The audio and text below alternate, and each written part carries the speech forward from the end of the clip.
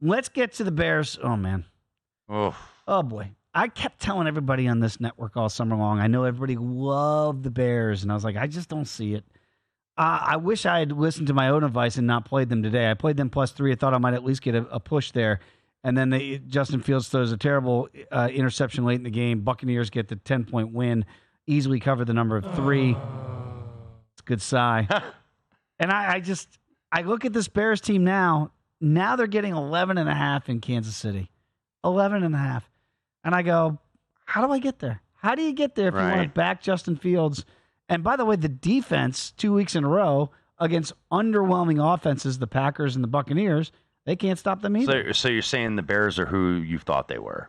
In the immortal words of Denny Green, the Bears are who we thought they were. That's why we took the damn field. And what you thought they were was terrible, and that's what they look like today. 27-17, they lose to Tampa Bay. If you had the +3, you thought, okay, maybe I've at least got a push. And then Justin Fields, just an inexplicable play call and decision.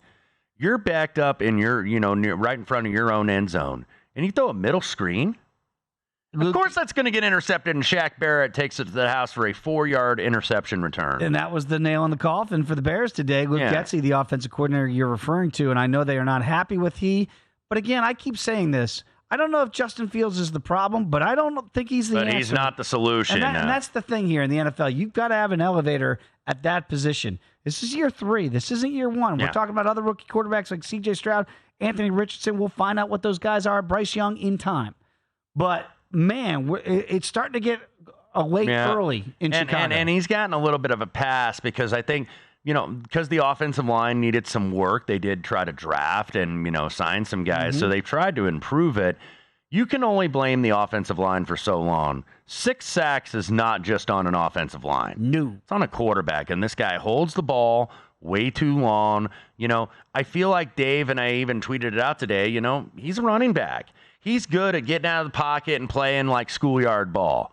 You can't do that in the NFL. It's hard to win consistently that way. No, and then when your offense is struggling and you leave that defense on the field for 36 minutes, which it was today, Tampa Bay, which, I know they got some good receivers, but it's not a team that's really much of a threat to run the ball. Only 3.5 a clip today.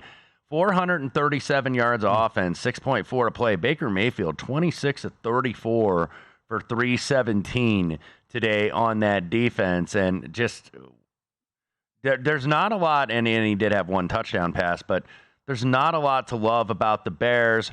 That being said, with Kansas City, they actually are historically in recent years one of the worst big favorites in the league. You would think because they're so good and they've had, a mini dynasty there and won a Super Bowl and been to another one, they don't cover a lot of big numbers because they're favored by big numbers very frequently. So, and it's getting bigger. Yeah, it's up to 13 at Circa Sports. A lot of 12.5s out there. So, I don't know. Do I talk myself into the Bears here? Oh, boy.